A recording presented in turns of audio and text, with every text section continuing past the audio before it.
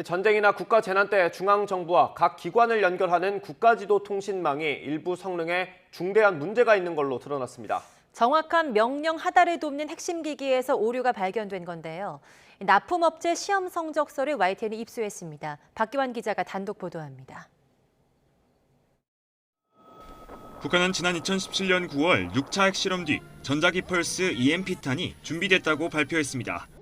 전략적 목적에 따라 고공에서 폭발시켜 광대한 지역에 대한 초강력 EMP 공격까지 가할 수 있는 만약 전자기 펄스 공격이 이루어진다면 지상의 모든 전자통신기기는 내부 회로가 타서 사실상 무용지물이 됩니다.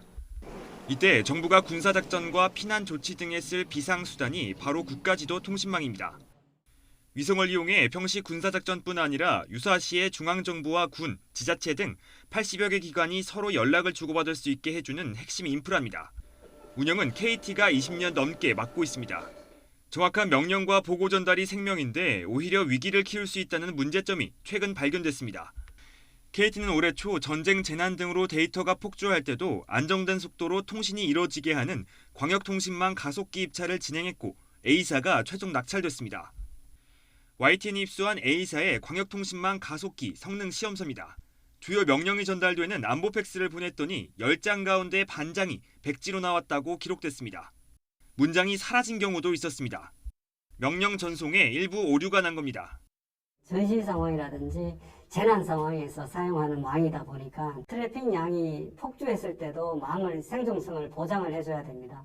거기에 제일 중요한 부분이 이제 웬 가속기가 되는 거고요. 명령문이 이루어지지 않았다면 그거는 불량 제품이 되는 겁니다. 시험 항목 가운데 하나인 화상회의의 경우 데이터 손실 보안율이 경쟁사보다도 80% 가까이 떨어진 것으로 나타났습니다.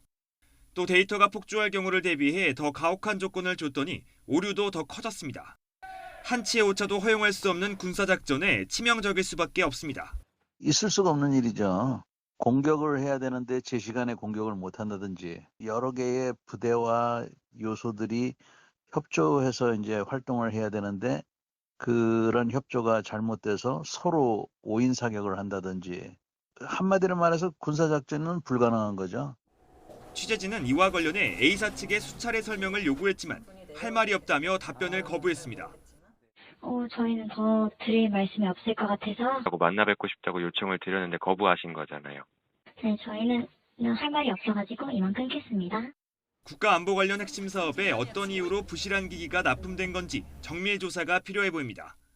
YTN 박견입니다. 이런 기술적인 결함이 발견됐지만 위탁 운영사인 KT 측은 내부 기준을 통과해서 문제가 없다는 입장만 내놨습니다. 그런데 알고 보니 납품업체는 최근 몇 년간 KT 관련 사업을 상당수 수주했고 KT 출신 임원까지 데려온 것으로 확인됐습니다. 박기환 기자가 계속해서 보도합니다.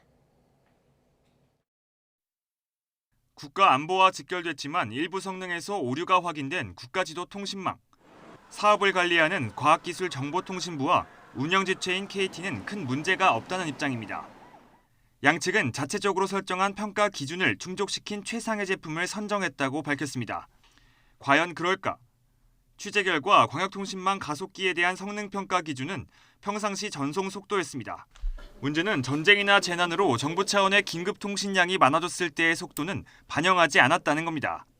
또 전송 속도에 대한 기준만 있을 뿐 100% 도달에 대한 의무 조항은 없습니다. 오류 허용률은 얼마야 된다. 이거는 기본적으로 들어가는 거거든요. 속도가 빨라지면 에러 발생률이 증가할 수밖에 없으니까. 그런데 속도 얘기만 있고 에러 발생률에 대해서 없다는 건 그냥 기준 자체가 좀 이상한 거예요. KT는 이런 기준으로 입찰 당시 마지막까지 남은 두 개사의 성능이 비슷하다고 보고 더 낮은 가격을 제시한 A사를 선정했다고 설명했습니다. 하지만 KT와 A사의 수상한 관계가 의심되는 대목이 있습니다. A사는 지난 2018년 이후 KT에서 15개 사업 215억 원 규모를 수주했습니다. 전체 매출의 절반 정도입니다. 이 시기에 KT 전직 임원 2명이 A사 고위직으로 자리를 옮긴 사실이 확인됐습니다. 지난 2019년 인사엔 KT 부장급 인사가 부사장으로, 올해엔 위성통신망 사업 계열사 임원이 고문으로 간 겁니다. 사정이 이런데도 KT에 관련 사업을 위탁한 과기부는 소극적인 태도로 일관하고 있습니다. 예산 운영 현황만 들여다볼 뿐 사업 계약과 진행 과정에 대한 정기 감사를 한 적은 없다는 겁니다. 전쟁이나 국가재난 상황을 대비한 전략적 핵심 통신망 사업이 민간 기업에 맡겨졌지만 정부 차원의 철저한 관리 감독은 이뤄지지 않고 있습니다. YTN 박견입니다.